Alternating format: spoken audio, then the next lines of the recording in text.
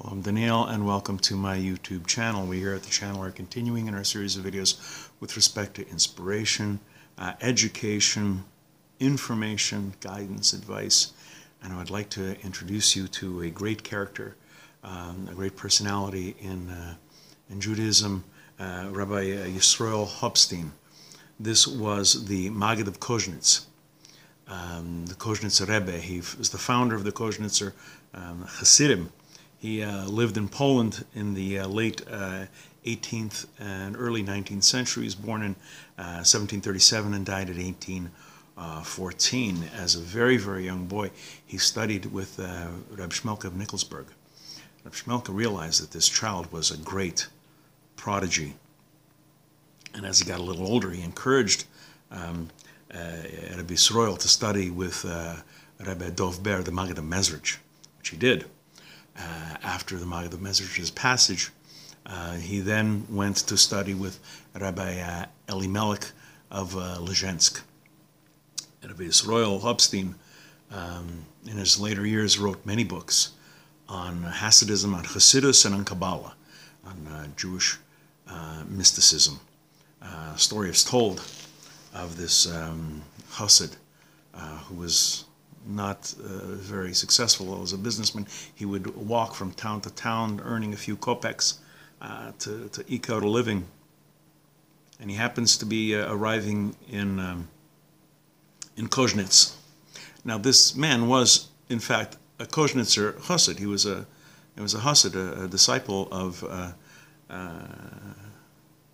the Maggid of Kozhnitz. It's late at night. The town is dark. The only light in a window was Rabbi Yisroel, the Maggid of Kozhnitz. Tentatively, hesitantly knocks on the door. It's snowing a lot. The man is basically covered in snow. Those of us who live in snowy climates know what it is to walk through the snow and be basically covered in snow. Maggid of Kozhnitz answers the door, and there's this snowman at the door. He brushes him in, he brushes him off, and he realizes that this man is one of his Hasidim. And so this man comes in, brushes off, and when the snow is brushed off, it melts off. The man begins to unburden his soul to the Maggid of Kozhnitz, Rabbi Yisroel. And he says that, I have no life. I move from place to place in search of parnasa, in search of a livelihood. I'm pursued, hounded by my creditors. I've got no way to pay these people what I owe them. I borrow from one to pay another. I have no life. This is no life.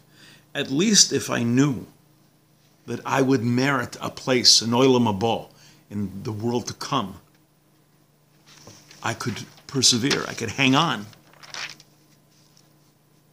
Maggid of Kozhnitz listens intently, looks at the broken-hearted chassid man, and he says, if the olam hazeh, if this world for which you say you work so hard eludes you, how can you expect to gain a foothold in the olam haba, in the world to come, if you exert no effort to gain access to it?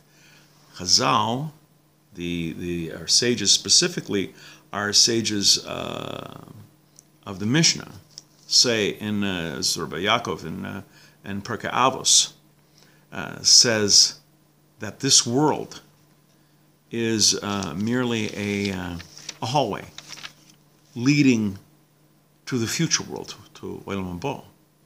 We need to prepare ourselves in this world for the future, and so in order for us to enter the banquet hall, that is in Pirkei Avos. Let me see. Chapter 4, Mishnah 21. This world, olam hazeh, is merely a hallway, merely a passageway to for the world to come. We have to prepare for Olam Haba in this world. That's when we do it.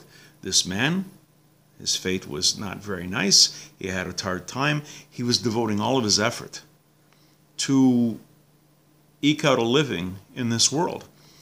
Rabbi Kozhnitz, the Maggid of Kozhnitz, was reminding the guy, if you worked just a little bit in the world to come, towards the world to come, you wouldn't be so worried about, will I have a place in the world to come? You're worrying, but you're not doing anything in order to achieve it. We have to do both. We can't be so occupied, so concerned with earning a living, with life in this world, that we forget about the world to come. One of the reasons we have an Olam Hazeh, this present world, one of the reasons is to prepare ourselves for the world to come. We're going to be doing more videos along these lines. Please come back. Please watch. Please learn. I hope you're finding them useful. And until next time, I'm Daniel, and thank you too much.